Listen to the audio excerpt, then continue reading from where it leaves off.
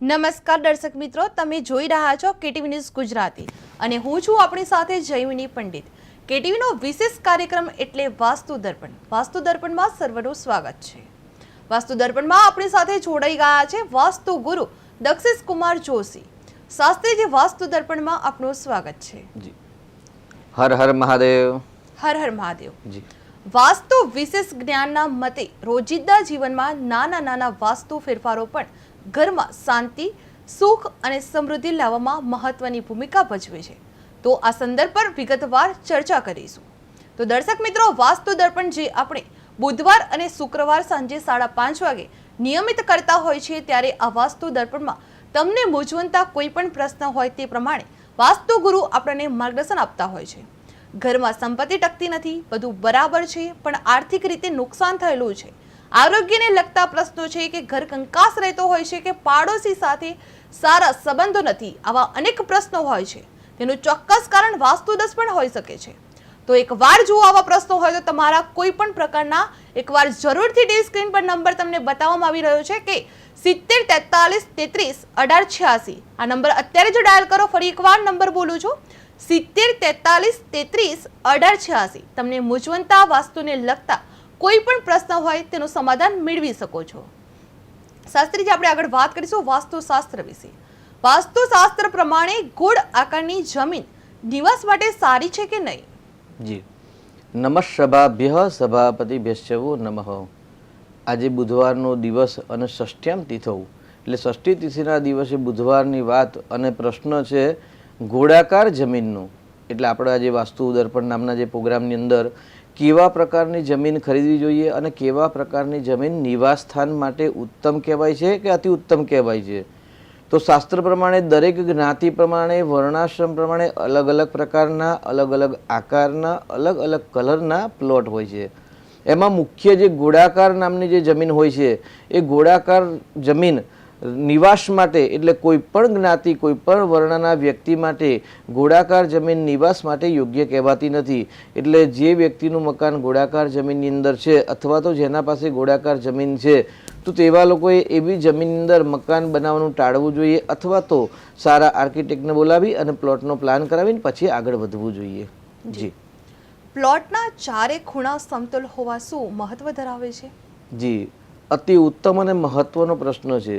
જ્યારે પ્લોટ ખરીદીએ તો પ્લોટ ખરીદી અંદર જ્યારે પ્લોટના ચારે ચાર ખૂણા સમાન હોય એટલે લંબાઈ અને જો પહોળાઈ એક સમાન હોય અને તેમાં પણ લંબ પટ્ટી સાકાર એટલે લંબચોરસ જો પ્લોટ હોય અને એમાં ચારે ચાર ખૂણા 0 ડિગ્રીમાં આવતા હોય એટલે સમાંતરમાં હોય, તે એ પ્લોટને અતિ ઉત્તમ કહેવાય છે. અને રહેણાંક માટે ચોક્કસથી આવા પ્લોટ ખરીદવાથી સુખ, સમૃદ્ધિની અને શાંતિની પ્રાપ્તિ થતી હોય છે. જી. પ્લોટના પૂર્વ ભાગમાં ઊંચાઈ હોવી શુભ છે કે નહીં? જી. પૂર્વ ભાગ એવું કહે છે ભાઈ પ્લોટની ઊંચાઈ હવે આવી ગયું જ્ઞાતિ પ્રમાણે, કલર પ્રમાણે, વર્ણ પ્રમાણે અલગ અલગ પ્રકારની જમીન હોય છે અને કેવા પ્રકારના બાંધકામ કરવા છે. પરંતુ જમીનનો મુખ્ય એક આધાર સ્તંભ છે કે જે પૂર્વીય દિશા અને ઉત્તરીય ઈશાન જે દિશા છે, એ જે ભાગ જો ઢળતો હોય તો એને વધુ શ્રેષ્ઠ કહેવાય છે. જો પૂર્વનો ભાગ ઊંચો હોય અને નૈઋત્યનો ભાગ એટલે નીચો હોય, પશ્ચિમ નૈઋત્યનો, તો ચોક્કસથી એ પ્લોટને પણ ઉત્તમ કહેવામાં આવેલ નથી. જી. પ્લોટની આસપાસ મંદિર, સ્મશાન કે હોસ્પિટલ હોય તો વાસ્તુ પ્રમાણે તેની અસર શું થાય છે? જી. પ્લોટ અથવા મકાનની આજુબાજુમાં સ્મશાન હોય, હોસ્પિટલ હોય અથવા તો કોઈ જાહેર ક્ષેત્રના ફંક્શન થાય એવા કોઈ પણ જાતના ઓફિસ, કાર્યાલય વગેરે વગેરે હોય. સામાન્ય એવું કહેવું જોઈએ સ્મશાનની બાજુમાં ઘર ન હોવું જોઈએ, સ્મશાનની બાજુમાં પ્લોટ ખરીદાય નહીં, મકાન ન ખરીદવું જોઈએ. અને તેની સાથે કોઈ પણ પોતાનો જે વ્યવસાય છે, વ્યવસાયનું સ્થાન પણ ન હોવું જોઈએ. કેમ કે સ્મશાનની જે ઉર્જા છે એ ઉર્જા સામાન્ય મનુષ્ય સહન કરી શકે એવી સ્થિતિમાં નથી હોતા. તેની પાછી હોસ્પિટલ અથવા મંદિર, મંદિરની વાત કરીએ તો મંદિરની પડછાયો કે મંદિરની છાયામાં કે મંદિરને અડીને પણ કોઈ પ્લોટ ન હોવો જોઈએ અથવા તો પોતાનું ઘર ન હોવું જોઈએ. કે મંદિરની છાયા જ્યારે ઘર પર પડે તો એ ઘરમાં રહેનાર વ્યક્તિઓની આર્થિક સમૃદ્ધિ, ઉન્નતિ પ્રાપ્ત થતી નથી, મતિ અશાંત રહે છે.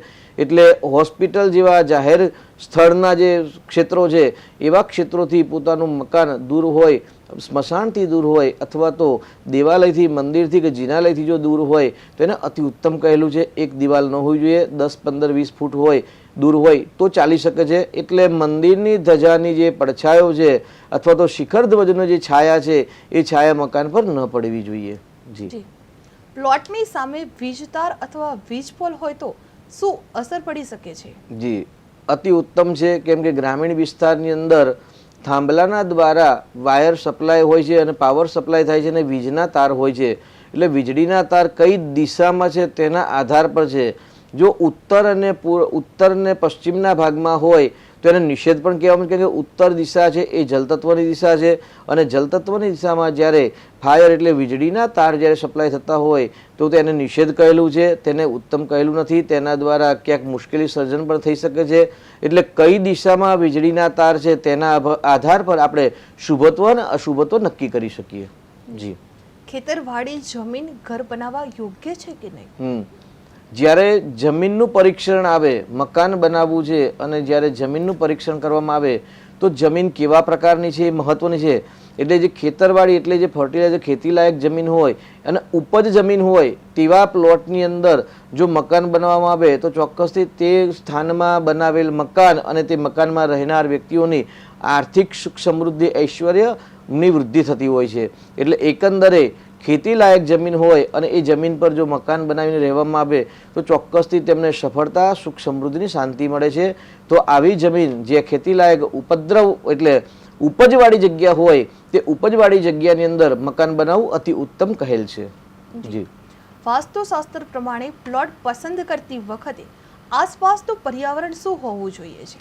આસપાસનું પર્યાવરણને ધ્યાનમાં રાખતા પહેલા જે જમીન આપણે ખરીદવાની છે તેનું પર્યાવરણ કેવું છે એ મહત્વનું છે. કારણ કે એ જમીન છે એ જમીનનો કલર કેવો છે, એમાંથી સુગંધ કેવા પ્રકારની છે, એ જમીનની અંદર કેવા પ્રકારની વનસ્પતિઓ અને વૃક્ષો ઉગેલા છે, તેવી જમીનમાં કેવા પથરાળ છે, તો એના આધાર પર એ જમીન કેવી હશે અને જમીન પર રહેવાથી અથવા તો એ જમીન પર જો વ્યવસાય કરવાથી કેવા લાભાલાભ થશે એ જમીન પર આધારિત છે. અને ત્યાર પછી આજુબાજુનું પણ પર્યાવરણ, વાતાવરણ જોવામાં આવે કે ભાઈ ઉત્તર દિશાના ભાગની અંદર જલતત્વ હોય, દક્ષિણ દિશાના ભાગની અંદર ત્યાં ફાયર સ્ટેશન હોય અથવા તો કોઈ ઇલેક્ટ્રોનિક વસ્તુ હોય અથવા તો કોઈ ફાયરની ફેક્ટરી હોય. તો આવી બધી જગ્યાએ ઘણા બધા અલગ અલગ નિયમ પ્રમાણે કઈ વસ્તુ કઈ દિશામાં છે એના આધાર પર નક્કી કરાઈ શકાય.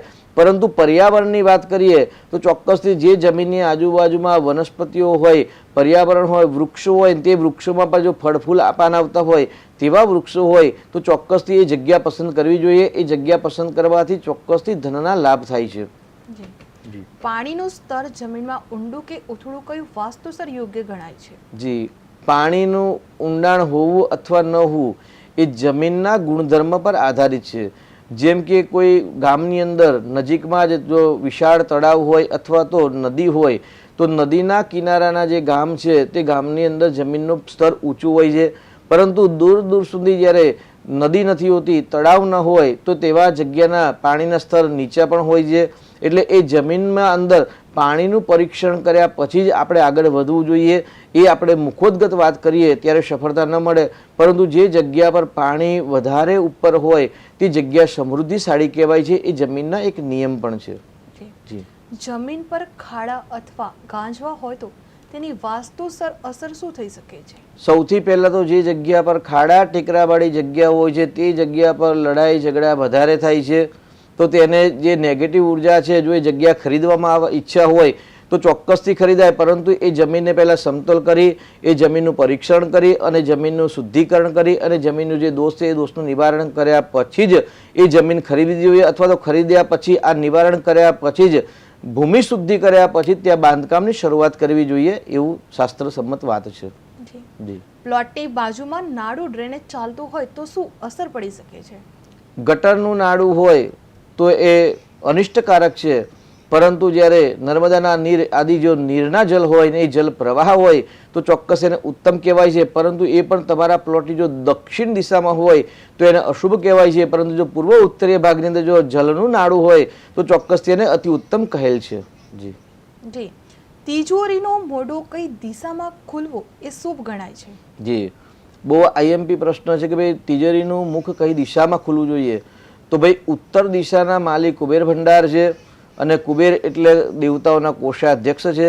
તો દક્ષિણ દિશામાં કેશ કાઉન્ટર તિજોરી હોય અને એનું મુખ જો ઉત્તર દિશામાં ખુલતું હોય તો તેને ઉત્તમ કહેવામાં આવેલ છે. જી ઘરમાં ધન વધારવા માટે કઈ દિશા સૌથી અસરકારક છે? ધન વધારવું એટલે ડબલ થવું, વૃદ્ધિ થવું ધનનું, તો તેના માટે પશ્ચિમ દિશા છે. તમારું જો લોકર પશ્ચિમ દિશામાં મૂકવામાં આવે, પ્રોપર ગણિત કરાવ્યા પછી પ્રોપર પશ્ચિમ દિશાની અંદર જો લોકર મૂકવામાં આવે અને લોકરની અંદર તમે જો કેશ મૂકવામાં આવે, ત્યાં આગળ આભૂષણ ઇત્યાદિ મૂકવામાં આવે તો ચોક્કસથી ધનમાં વૃદ્ધિ થાય છે, અવારનવાર વધાર થાય છે. કેમ કે પશ્ચિમ દિશા છે એ વૃદ્ધિની દિશા છે, એટલે પશ્ચિમ દિશાની અંદર લોકર મૂકવામાં આવે ને ત્યાં ધન સંગ્રહ કરવામાં આવે તો ચોક્કસથી ધનમાં વૃદ્ધિ અને લાભ થાય છે. જી દર્શક મિત્રો, તમને વાસ્તુશાસ્ત્ર પ્રમાણે કોઈ પણ મૂંઝવંતા પ્રશ્ન હોય તે ટીવી સ્ક્રીન પર નંબર દેખાઈ રહ્યો છે 70 43 33 18 86. તે અત્યારે જ ડાયલ કરો અને તમારા મૂંઝવંતા પ્રશ્ન આપ પૂછી શકો છો. પૈસા રાખવાના ડ્રોવરમાં અરીસો કેમ રાખવામાં આવે છે? જી, દર્પણનું કામ છે આઈનો હું નથી રિફ્લેશ કરે છે. જે એક જ દર્પણ એક એવું એક પ્રતીક છે જે દરેકનું સંગ્રહ કરવા છતાં પણ કોઈનું સંગ્રહ કરતો નથી. એટલે જ્યારે તિજોરીની અંદર ધન સંગ્રહ જ્યાં કરતા હોય ત્યાં દર્પણ રાખવામાં આવે તો દર્પણની અંદર પ્રતિબિંબ એટલે ડબલ થાય, વૃદ્ધિ થાય છે. એટલે પ્રતિબિંબના કારણે વધારો થવાથી જો કેશ લોકરની અંદર જો તમે દર્પણ રાખવામાં આવે તો એ ધનનું જે અથવા તો જે અલંકાર આભૂષણ છે એનું પ્રતિબિંબ કાચની અંદર એટલે આઈનો દર્પણની અંદર પડે છે અને દર્પણના માધ્યમથી વૃદ્ધિ થાય છે. એટલે શીઘ્ર ધન આગમનની વૃદ્ધિના યોગ બને છે. એટલે ધન આગમનની વૃદ્ધિના યોગ માટે તમારા લોકરની અંદર, તમારા તિજોરીની અંદર અથવા તો તમારું જે ધન સંગ્રહનું સ્થાન છે ત્યાં આગળ દર્પણ મૂકવામાં આવે તો પણ એક ઉત્તમ કહેલ છે. શાસ્ત્રીજી આપણી સાથે જોડાઈ ગયા છે કે દર્શક મિત્ર વાસ્તુ દર્પણમાં આપનું સ્વાગત છે. આપણે પ્રશ્ન છે સંબંધ માટેનો. દર્શક મિત્ર વાસ્તુ દર્પણમાં આપનું સ્વાગત છે. વાસ્તુ દોષનો નથી, સંબંધ માટેનો હતો. શાસ્ત્રીજી કોન્ટેક્ટ થઈ નથી રહ્યો, આપણે આગળ વાત કરીશું. મુખ્ય દરવાજાની દિશા ધન લાભ પર કેવી અસર પડી શકે છે? એવું કહેવાય છે કે ભાઈ જન્માક્ષરની અંદર લગ્ન કુંડીને લગ્ન સ્થાનને મુખ્ય મહત્વ આપવામાં આવે છે. તેવી જ રીતે ઘરની અંદર, ઘરના વાસ્તુની અંદર, ઘરના બાંધકામ અથવા તો તમારો વ્યવસાયનું બાંધકામ છે એમાં મુખ્ય તમારી એન્ટ્રી જ આઈએમપી છે. જે ઘરની એન્ટ્રી ઉત્તમ છે એટલે ઘરનો મુખ્ય દ્વાર, કાર્યક્ષેત્રનો મુખ્ય દ્વાર અથવા તો ફેક્ટરીનું મુખ્ય દ્વાર જો ઉત્તમ દિશામાં ઉત્તમ સ્થાન પર હશે તો એવું કહી શકાય કે ઘરનું 50% વાસ્તુ યોગ્ય કહેવાય છે. કેમ કે ઘરના મુખ્ય દ્વારથી ઉર્જાનું આવવું અને જવું એક થતું હોય છે. એટલે આવાર જવાનો જે આમાગમનનો જે વિષય છે એ દ્વાર પરથી છે એટલે મુખ્ય દ્વારનું મહત્વ છે. એટલે જે ઘરની અંદર ઉત્તમ દિશામાં ઉત્તમ સ્થાન પર દ્વાર હશે તેમાં એ ઘરની અંદર સમૃદ્ધિ અને ધનની અવારનવાર વૃદ્ધિ થતી રહેશે. જી, ઘરના ઉત્તર પૂર્વ ખૂણામાં ગંદકી હોય તો ધન પ્રવાહ પર શું અસર થાય છે? પહેલાં તો પૂર્વ ઉત્તરીય ભાગ એટલે ઈશાન ખૂણાની અંદર જ્યારે ગંદકી હોય એટલે તે ઘરની અંદર દરિદ્રતા હોય છે. તે ઘરની અંદર સુખ સમૃદ્ધિ ઐશ્વર્ય આવતી નથી. ધન હોવા છતાં પણ ત્યાં આગળ ગૃહ ક્લેશ કંકાસ રહેતા હોય છે. કેમ કે પૂર્વ ઉત્તરીય ભાગનો જે ઈશાન ભાગ છે તે દેવતત્વ છે એ ખુલ્લો હોવો જોઈએ. ત્યાં કોઈ વજનવાળી પણ વસ્તુ ન હોવી જોઈએ. અને ત્યાં જ્યારે ગંદકી વધારે હોય તો ચોક્કસથી એ ઘરમાં દરિદ્રતા હોય છે. એટલે ક્યારેય પણ નોર્થ ઈસ્ટની અંદર ગંદકી અથવા તો દબાણ અથવા તો વજનવાળી વસ્તુ ન હોવી જોઈએ. વીંટળાયેલા અને તૂટેલા નાણાં રાખવાથી વાસ્તુ શું અસર થઈ શકે છે? સામાન્ય કોઈ તાર આપણા હાથમાં ગૂંચડાવાળો આવે અને આપણે લઈએ અને 2 મિનિટ આપણા હાથમાં રાખીએ તો પણ આપણું માઇન્ડ અપસેટ થતું હોય છે. તો એવી રીતે જે પણ ગૂંચડાવાળી વસ્તુ હોય અથવા તાર હોય અથવા તો વીંટળાયેલા કોઈ નાણાં હોય અથવા તો જૂના એવા નાણાં હોય તો ચોક્કસથી એને પ્રવાહિત જલની અંદર પ્રવાહિત કરવું જોઈએ. તે નેગેટિવ ઉર્જા ઉત્પન્ન કરતા હોય છે. જી, ઓફિસમાં કેશ કાઉન્ટર કઈ દિશામાં રાખવું જરૂરી છે? જી, કેશ કાઉન્ટરની આપણે વાત કરીએ, ઘર હોય કે ગમે તે હોય, ઉત્તર દિશામાં ખુલે તેવી રીતે જો રાખવામાં આવે તો એને અતિ ઉત્તમ કહેલ છે. જી, ધંધામાં પ્રગતિ માટે માલિકની ટેબલ કઈ દિશામાં મૂકવી જરૂરી છે? જી, પ્રગતિ માટે એવું કહી શકાય જો શોર્ટ ટાઈમની અંદર અને ધનનો ફ્લો કરવો હોય, વ્યવસાયનો ફ્લો કરવો હોય તો સાઉથની અંદર એટલે દક્ષિણ દિશાની અંદર ત્રીજા અને ચોથા ઝોનની અંદર જો મુખ્ય માલિકની બેઠક કરવામાં આવે અને ઉત્તરીય ભાગમાં એમનું મુખ આવે તો ચોક્કસથી ધન અને સમૃદ્ધિની વૃદ્ધિ થાય છે.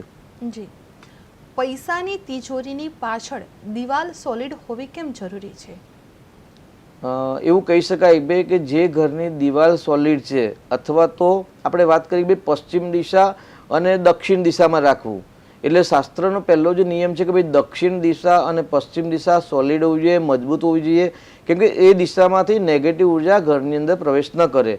અને જ્યારે ધન રાખવાનું કાઉન્ટર છે કે તિજોરી છે તે પણ આપણે દક્ષિણ દિશામાં જ રાખવાની કહી છે, જેના કારણે દક્ષિણ દિશાની જે નેગેટિવ ઉર્જા છે અથવા તો એવું કહેવાય દક્ષિણ અને પશ્ચિમને એટલે નૈઋત્યના જે પવન છે એ નેગેટિવ ઉર્જા આપણા ઘરની અંદર ન આવે અને ધનને પણ ત્યાં આગળ નેગેટિવ ઉર્જાનો સ્પર્શ ન થાય અને પોઝિટિવ ઉર્જા દ્વારા નવી ઉર્જા દ્વારા સમૃદ્ધિની વૃદ્ધિ થાય. એટલા માટે એવું કહેવાય ભાઈ પશ્ચિમ અને દક્ષિણની દિવાલ મજબૂત હોવી જોઈએ અને તેની સાથે જે ધન સંગ્રહ કરવાનો જે લોકર છે તેની પાછળનો ભાગ એટલે જે દિવાલ છે તેને પણ આપણે મજબૂત રાખવી જોઈએ. જી, ઘરની ઉત્તર દિશા અવરોધિત હોય તો ધનમાં ઘટાડો કેમ થાય છે? અવરોધિત હોય એટલે ચોક્કસ જ ઉત્તર દિશા છે, જલની દિશા છે, ઉત્તર દિશા છે, કુબેરની દિશા છે, ઉત્તર દિશા છે, બુધની દિશા છે, એટલે જો એ દિશામાં અવરોધક વસ્તુ હોય તો પહેલાં તો બુદ્ધિ પર અસર થાય છે અને વાણિજ્ય પર અસર થાય છે, ધન પર અસર થાય છે. એ દિશામાં ટોયલેટ લેટ્રિન હોવું, એ દિશાની અંદર રસોડું હોવું, એ દિશાની અંદર અગ્નિ તત્વની વસ્તુ હોવાથી મુખ્ય ઘરના આગમન એટલે જે વ્યક્તિ છે તેને જે ધન આગમનના સ્ત્રોત છે એ ધન આગમનના સ્ત્રોતની અંદર પણ રૂકાવટ આવે છે, મુશ્કેલી આવે છે, અવરોધક થાય છે. એટલે ઉત્તર દિશાની અંદર અવરોધક વસ્તુ હોવી જોઈએ નહીં. જી, દક્ષિણ પશ્ચિમ ખૂણો ભરેલો હોવો ધન લાભ માટે કેમ શુભ છે? અતિ ઉત્તમ પ્રશ્ન છે, કેમ કે દક્ષિણ અને પશ્ચિમ દિશા એ દિશામાં જેટલું વજન વધારે હોય ને એટલી નેગેટિવ ઉર્જા દબાય છે. વાસ્તુશાસ્ત્ર પ્રમાણે પ્રથમ નિયમ છે ઈશાન ખુલ્લો, નૈઋત્ય વજનવાળો અને બ્રહ્મનો જે ભાગ છે એ બ્રહ્મરંધ્રનો ભાગ જ્યારે ખુલ્લો હોય ત્યારે ચોક્કસથી એ ઘરની અંદર ધન આગમન, સમૃદ્ધિ અને આરોગ્ય સુંદર રહેતું હોય છે. જી, ઘરમાં વધુ કચરો અથવા જૂનો સામાન ધન પ્રવાહને કેવી રીતે અટકાવે છે? આપણા જે આપણે શરીરમાં આપણે વસ્ત્ર ધારણ કર્યા હોય એ વસ્ત્ર આજે ધારણ કર્યા તમે કાલે ધારણ કરશો, બીજા દિવસે ત્રીજા દિવસે ધારણ કરશો એટલે એ વસ્ત્રમાંથી બદબુ આવે છે, દુર્ગંધ આવતી હોય છે અને એ કપડાં પહેરવાથી આનંદની અનુભૂતિ નથી થતી, મન પણ શુદ્ધ રહેતું નથી, વિચાર પણ શુદ્ધ નથી આવતા.